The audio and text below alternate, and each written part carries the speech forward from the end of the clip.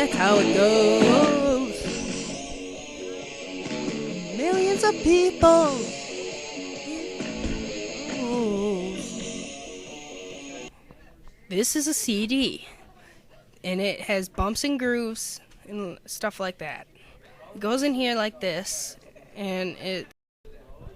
This is optical drive. First you slide it in and then you click it and then you screw it in with a Phillips head screw. Then you plug 3 cords, one for power, one for data, and one for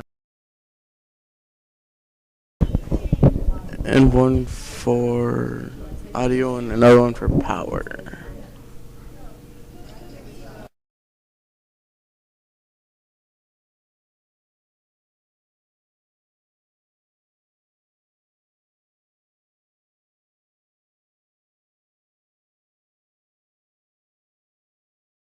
Crazy.